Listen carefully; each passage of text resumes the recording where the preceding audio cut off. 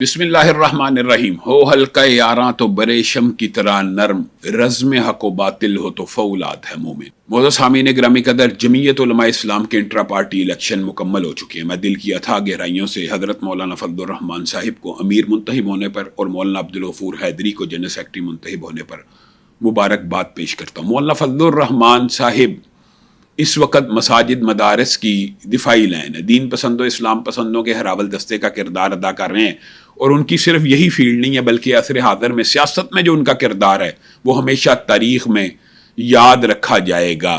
آپ مخالفوں سے وسعت قلبی سے ملتے ہیں اور اپنوں سے جس پیار اور محبت کا اظہار کرتے ہیں انسان ان کا گرویدہ ہو جاتا ہے۔ ضمنی طور پہ ایک واقعہ میں بھی پیش خدمت کرتا ہوں کہ مولانا سے جب بھی ملاقات ہوئی آپ نے نہایت محبت، مودت، الفت کا مظاہرہ کیا۔ گزشتہ برس ملاقات ہوئی، ملاقاتیں ہوتی رہتی ہیں، تو ماتھے پہ بوسہ دیا اور میں سوچتا رہا کہ اتنا بڑا آدمی ہے، مجھ جیسے طالب علم کے ماتھے پہ بوسہ دے رہا ہے۔ ابھی اسی سال 23 ستمبر کو میری ان سے ملاقات ہوئی تو انہوں نے میرے ماتھے کے اوپر پھر بوسہ دیا اور میں پھر سوچتا رہ گیا۔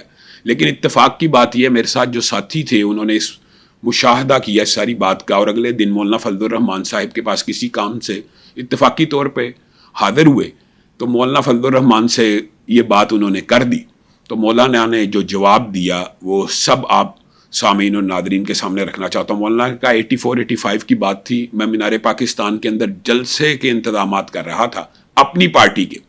اچانک ایک گاڑی رکی، اتری اور اس میں سے علامہ احسان الہی ظہیر نمودار ہوئے، اور انہوں نے کب سے میری محنت کا سارا جائزہ لیا ہوا تھا، آئے اور میرے ماتھے کے اوپر بوسہ دیا، اور میں فضل الرحمان سوچتا رہ گیا میرے والد کے دوست ہیں، اس وقت ضیاء الحق کی اپوزیشن ہے، اتنے بڑے لیڈر ہیں اور میرا ماتھا چوم رہے۔ میں ساری رات یہ سوچتا رہا تو ہشام کے ماتھے پہ جو میں نے بوسہ دیا وہ اس کے والد کے اس بوسے کے بدلے میں تھا۔